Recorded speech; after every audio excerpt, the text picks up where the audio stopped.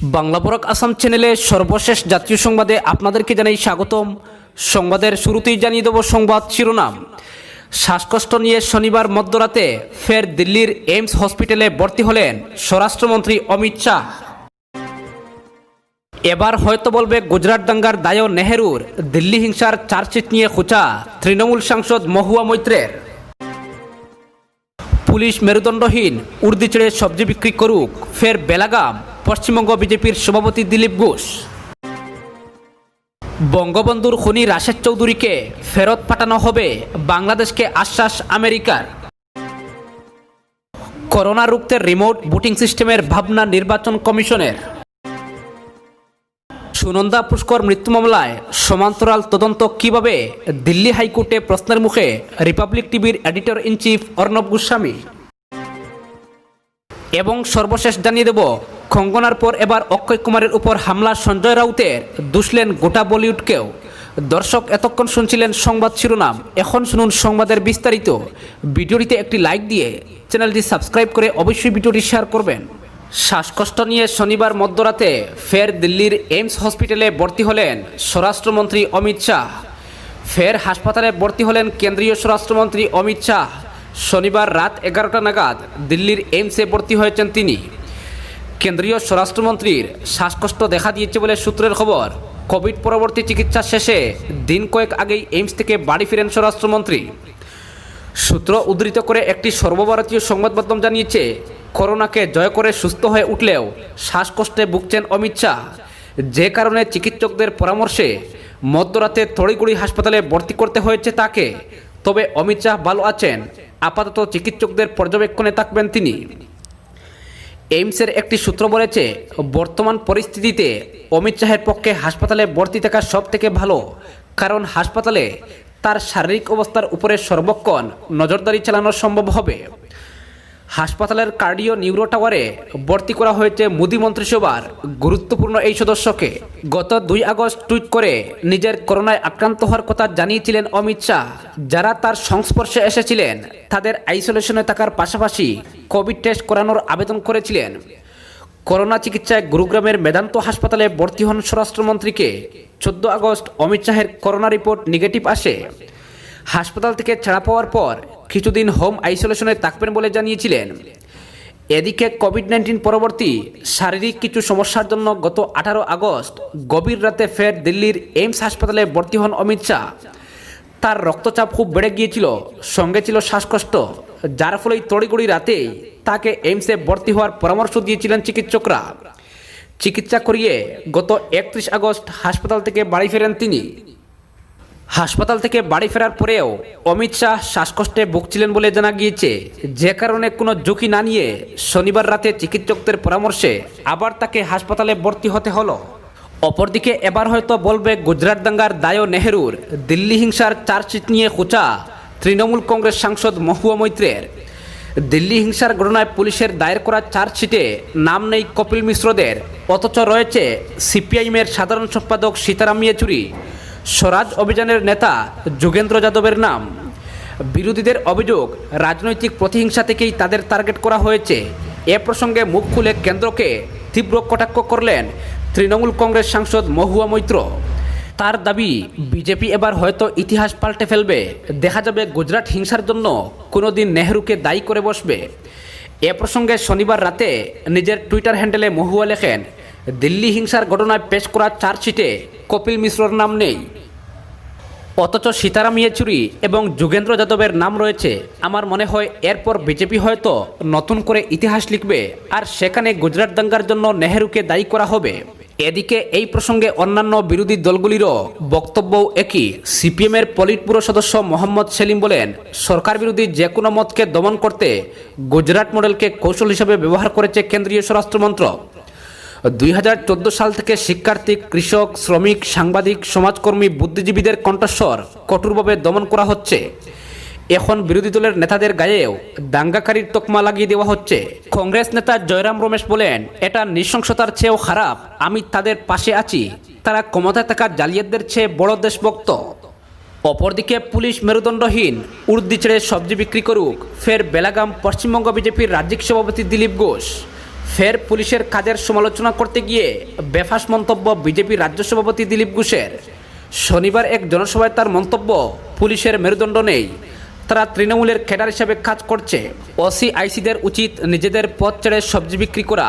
তার এই মন্তব্য ঘিরে রাজনৈতিক মহলে তো বটেই বিরূপ প্রতিক্রিয়া তৈরি হয়েছে আইন রক্ষকদের মধ্যেও। আগেও বহুবার পুলিশকে তৃণমূলের ক্যাডার বলে আক্রমণের পথে হেঁটেছেন দিলীপ ঘোষ সহ পশ্চিমবঙ্গ বিজেপির অন্যান্য নেতারা। পুলিশের কাজ নিয়ে প্রায় সবসময় সমালোচনা শোনা যায় গেরুয়া শিবিরে। তবে শনিবার বিজেপি রাজ্য সভাপতির কটাক্ষের ভাষা একেবারেই নজিরবিহীন বলে মনে করছে সংশ্লিষ্ট মহল। অফিসার পদমর্যাদার পুলিশদের প্রতি তার পরামর্শ, উর্দি ছেড়ে পথ ছেড়ে সবজি বিক্রি করা উচিত। রাজ্য বিজেপির অভিযোগ, তৃণমূল সরকারের আমলে পুলিশ শুধুই শাসক দলের হয়ে সক্রিয় ভূমিকা পালন করে, বিরোধীদের জন্য কোনো সক্রিয়তা দেখা যায় না উর্দিদারীদের। সেখান থেকেই দিলীপ ঘোষের এই নজিরবিহীন আক্রমণ বলে মনে করা হচ্ছে। পুলিশকে শুধুই সবজি বিক্রি করার মতো কটাক্ষেই বিধলেন না দিলীপ ঘোষ। তার আরও আক্রমণ, মেরুদণ্ডহীন পুলিশের আইসি-ওসি। শাসক দলের হয়ে কাজ করার যে অভিযোগ বারবার পুলিশের বিরুদ্ধে উঠেছে, তাতেও আরও শান দিতে দিলীপ ঘোষের এই মন্তব্য বলে মনে করা হচ্ছে। তবে উল্টো দিকেও প্রশ্ন উঠছে, পুলিশকে সবজি বিক্রির পরামর্শ দিয়ে কি বিজেপি রাজ্য সভাপতি পক্ষান্তরে সবজি বিক্রেতাদেরও অপমান করে বসলেন না? তার এই মন্তব্যের পর পুলিশ মহলে ফের বিরূপ প্রতিক্রিয়া শুরু হয়েছে। ক্ষুব্ধ বহু পুলিশ অফিসার, যদিও এখনও তৃণমূলের তরফে কোনো প্রতিক্রিয়া পাওয়া যায়নি। অপরদিকে বঙ্গবন্ধুর খুনি রাশেদ চৌধুরীকে ফেরত পাঠানো হবে বাংলাদেশকে আশ্বাস আমেরিকার। বঙ্গবন্ধু মুজিবুর রহমানের হত্যাকারী রাশেদ চৌধুরীকে বাংলাদেশের হাতে তুলে দিতে পারে আমেরিকা। শুক্রবার ফোনালাপে প্রধানমন্ত্রী শেখ হাসিনাকে এমনটাই আশ্বস্ত করেছেন মার্কিন প্রতিরক্ষা সচিব মার্ক এসপার। শুক্রবার সন্ধ্যায় প্রধানমন্ত্রী হাসিনাকে ফোন করেন এসপার। বেশ কিছুক্ষণ ধরে চলা আলোচনায় রাশেদ চৌধুরীর প্রত্যার্পণের বিষয়ে প্রধানমন্ত্রীকে আশ্বস্ত করেন মার্কিন প্রতিরক্ষা সচিব। উল্লেখ্য, বাংলাদেশের সেনাবাহিনীর প্রাক্তন অফিসার রাশেদ চৌধুরী মুজিব হত্যার সঙ্গে সরাসরি যুক্ত ছিলেন। বিএনপি বা খালেদা জিয়ার আমলে রীতিমতো সরকারি অতিথি হয়ে বাংলাদেশের রাষ্ট্রদূত হিসাবে বিভিন্ন দেশে কর্মরত ছিলেন তিনি।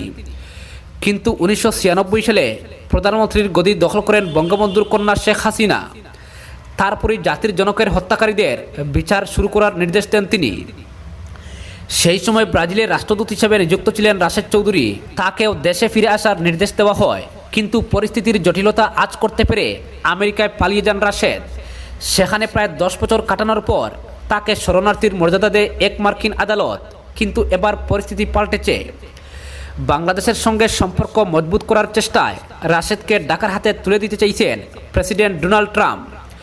ফলে আর বেশি দিন বঙ্গবন্ধুর হত্যাকারী আইনের হাত থেকে পালাতে পারবেন না বলেই মনে করছেন বিশ্লেষকরা। এদিকে রোহিঙ্গা সমস্যার শান্তিপূর্ণ সমাধানের সমর্থন অব্যাহত রাখার আশ্বাস দিয়েছেন মার্কিন প্রতিরক্ষা সচিব মার্ক এসপার। পাশাপাশি ঢাকা ও ওয়াশিংটনের মধ্যে প্রতিরক্ষা সহযোগিতা নিয়ে প্রধানমন্ত্রীর সঙ্গে কথা বলেন তিনি। প্রতিরক্ষা খাতে সহযোগিতার সম্প্রসারণে উচ্চ পর্যায়ে আলোচনা অব্যাহত রাখার ব্যাপারে প্রধানমন্ত্রী শেখ হাসিনা এবং মার্কিন প্রতিরক্ষা সচিব একমত হন। মার্কিন মন্ত্রী করোনা ভাইরাস প্রাদুর্ভাবের সময় যুক্তরাষ্ট্রকে সহযোগিতা করার জন্য প্রধানমন্ত্রী শেখ হাসিনাকে ধন্যবাদ জানান। প্রধানমন্ত্রী শেখ হাসিনা যুক্তরাষ্ট্রে প্রাণহানিতে শোক প্রকাশ করেন এবং করোনা ভাইরাস মোকাবিলায় বাংলাদেশকে সমর্থন প্রদানের জন্য ধন্যবাদ জানান। অপরদিকে করোনা রুখতে রিমোট ভোটিং সিস্টেমের ভাবনা নির্বাচন কমিশনের। গোটা দেশ করোনার গ্রাসে। এই পরিস্থিতিতেই দুর্গুড়ায় বিহারের বিধানসভা নির্বাচন। করোনা আবহে ভোট প্রক্রিয়াকে সম্পূর্ণরূপে সুরক্ষিত রাখতে বদ্ধপরিকর নির্বাচন কমিশন। ভোটারদের করোনার সংক্রমণের হাত থেকে বাঁচাতে সেই কারণেই এবার রিমোট ভোটিং প্রক্রিয়া নিয়ে চিন্তাভাবনা শুরু করেছে নির্বাচন কমিশন। সেই লক্ষ্যেই টেক অ্যাডভাইসরি গ্রুপ তৈরি করেছে কমিশন। করোনার সংক্রমণ দেশজুড়ে বিপজ্জনক পরিস্থিতি তৈরি করেছে। লাফিয়ে বাড়ছে আক্রান্তের সংখ্যা, পাল্লা দিয়ে বাড়ছে মৃত্যুও। দেশে ভয়াবহ পরিস্থিতি তৈরি করেছে নোভেল করোনা ভাইরাস। এবার 1 লক্ষের দুর্গুড়ায় পৌঁছেছে দৈনিক সংক্রমণ। করোনা হানায় তরহরি কম্পদশা দেশ জুড়ে। সংক্রমণের বিদ্যুৎ গতি রাজ্যে রাজ্যে। পরিস্থিতি সামলাতে হিমশিম দশা রাজ্যগুলির। সংক্রমণের ঊর্ধ্বগতিতে দিশেহারা স্বাস্থ্যমন্ত্রক। প্রতিনিয়ত রাজ্যগুলির সঙ্গে যোগাযোগ রেখে চলেছেন স্বাস্থ্যমন্ত্রকের কর্তারা। করোনা মোকাবিলায় আরও কী পদক্ষেপ করা যায় তা নিয়ে পরামর্শ দিচ্ছেন বিশেষজ্ঞরা। এই আবহে আসন্ন বিহার বিধানসভা নির্বাচন সুষ্ঠুভাবে পরিচালনা করা একটা মস্ত চ্যালেঞ্জ কমিশনের কাছে। ভোটারদের সংক্রমণের হাত থেকে বাঁচিয়ে কীভাবে সুষ্ঠু ভোট করা যায় তা নিয়ে লাগাতার চিন্তা ভাবনা চলছে। এবার করোনার সংক্রমণের হাত থেকে ভোটারদের বাঁচাতে রিমোট ভোটিং প্রক্রিয়া নিয়ে চিন্তা ভাবনা শুরু হয়েছে। ইতিমধ্যেই 4 সদস্যের টেক অ্যাডভাইসরি গ্রুপ তৈরি করেছে নির্বাচন কমিশন। আগামী 2 মাসের মধ্যে কিভাবে রিমোট ভোটিং সিস্টেমের মাধ্যমে নির্বাচন পরিচালনা সুষ্ঠুভাবে করা সম্ভব তা আগামী 2 মাসের মধ্যে কমিশনকে জানাবে টেক অ্যাডভাইসরি গ্রুপ। অপরদিকে সুনন্দা পুষ্কর মৃত্যু মামলায় সমান্তরাল তদন্ত কিভাবে, দিল্লি হাইকোর্টে প্রশ্নের মুখে অর্ণব গোস্বামী। সুনন্দা পুষ্কর মৃত্যু মামলায় রিপাবলিক টিভির এডিটর ইন চিফ অর্ণব গোস্বামীকে বৃহস্পতিবার জিজ্ঞাসাবাদ করল দিল্লি হাইকোর্ট। এদিন আদালতে বৎসনার সুরে এই বিষয় নিয়ে খবর কভারেজ করার সময় আরও সংযম রাখার এবং আড়ম্বরপূর্ণ মন্তব্য করা থেকে বিরত থাকার নির্দেশ দেওয়া হয় সাংবাদিককে। বর্তমান সময়ে দায়িত্বশীল সাংবাদিকতা অত্যন্ত প্রয়োজন জানায় আদালত। বিচারপতি মুক্তা গুপ্তা বলেছেন, আদালত এবারও বলছে না যে মিডিয়ার কণ্ঠরোধ করা হবে, কিন্তু একই সাথে তদন্তের পবিত্রতাও বজায় রাখতে হবে মিডিয়াকে। অর্ণব গোস্বামীকে উদ্দেশ্য করে বিচারপতি বলেন, দয়া করে নিজেকে সংযত করুন। কোনো ফৌজদারি মামলায় একবার পুলিশি তদন্ত শুরু হলে সমান্তরালভাবে সংবাদ মাধ্যমগুলো আর তদন্ত চালাতে পারে না। কিছুটা ব্যঙ্গাত্মক সুরে তিনি বলেন, লোকজনের আগে ক্রিমিনাল ট্রায়ালের উপর একটা কোর্স করে তারপর সাংবাদিকতায় নামা উচিত।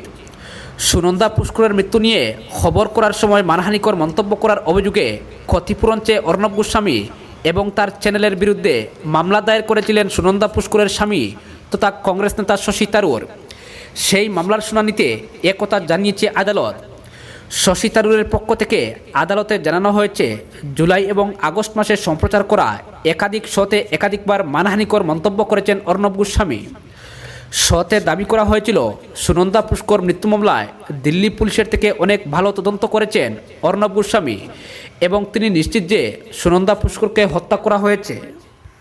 শুনানিতে 2017 সালের 1 ডিসেম্বর করা একটি অর্ডার উল্লেখ করে হাইকোর্ট, যেখানে লেখা ছিল প্রেস কাউকে দোষী সাব্যস্ত করতে পারবে না বা কারো দোষ আছে কিনা সে বিষয়ে মন্তব্য করতে পারবে না বা কোনো অপ্রমাণিত দাবি করতে পারবে না। তদন্তাধীন বা বিচারাধীন মামলার বিষয়ে রিপোর্ট করার সময় প্রেসকে যথেষ্ট সতর্কতা অবলম্বন করতে হবে।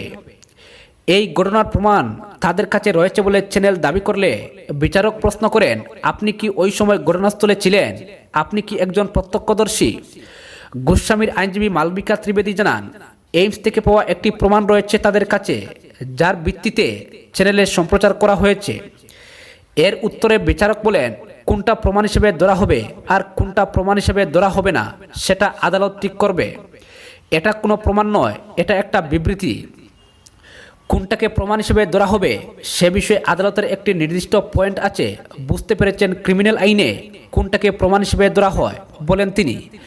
আগামী 20 নভেম্বর এই মামলার পরবর্তী শুনানি। অপরদিকে অভিনেত্রী কঙ্গনার পর এবার অক্ষয় কুমারের উপর হামলা সঞ্জয় রাউতের দুষলেন গোটা বলিউডকেও। শিবসেনার সাংসদ তথা মুখপাত্র সঞ্জয় রাউত বলিউড অভিনেত্রী কঙ্গনা রানাউতের সাথে চলা বাগযুদ্ধে এবার অক্ষয় কুমারকে টেনে আনলেন। শিবসেনার মুখপাত্র সামনার সম্পাদকীয় কলমে সঞ্জয় রাউত অক্ষয় কুমারকে তীব্র আক্রমণ করেছেন। উনি অভিযোগ করেছেন যে কঙ্গনা মুম্বাইয়ের অপমান করেছেন আর অক্ষয় কুমারের মতো অভিনেতারা এখনও পর্যন্ত এই শহরের সমর্থনে কোনো কথা বলেননি। সঞ্জয় রাউত বলেন, যখন মুম্বাইয়ের অপমান হয় তখন সব ঘাড় গুজে বসে যায়। কিছুদিন আগে কঙ্গনা রানাওয়াত মুম্বাইয়ের তুলনা পাক অধিকৃত কাশ্মীরের সাথে করেছিলেন আর এরপর মহারাষ্ট্রের রাজনীতিতে তুমুল তুলপাড়া হয়। কঙ্গনার বিরুদ্ধে পদক্ষেপ নিয়ে মহারাষ্ট্র সরকারের অধীনে থাকা বিএমসি কঙ্গনার অফিসে বুলডোজার চালায়। এমনকি কঙ্গনার বাড়ি ভাঙারও প্রস্তুতি নিয়েছে বিএমসি। সামনায় সঞ্জয় রাউত লেখেন, একজন অভিনেত্রী মুম্বাইয়ে বসে মহারাষ্ট্রের মুখ্যমন্ত্রীকে তুই তুকারি করছেন, চ্যালেঞ্জ জানাচ্ছেন, আর এই নিয়ে মহারাষ্ট্রের জনতা কোনো প্রতিক্রিয়া দিচ্ছে না। এটা কেমন একতরফা আজাদি? উনি আরও লেখেন, কমপক্ষে অর্ধেক সিনেমা জগৎ মুম্বাইয়ের এই অপমানের বিরোধিতা করা উচিত। উনি লেখেন, কঙ্গনার কথা গোটা সিনেমা ইন্ডাস্ট্রির কথা হতে পারে না, এরকম হওয়া উচিত না। অক্ষয় কুমারের মতো বড় অভিনেতাদের সামনে আসা উচিত ছিল। মুম্বাই ওনাকে অনেক কিছু দিয়েছে, মুম্বাই সবাইকে দেয়, কিন্তু কেউ মুম্বাইয়ের কৃতজ্ঞতা স্বীকার করতে চায় না।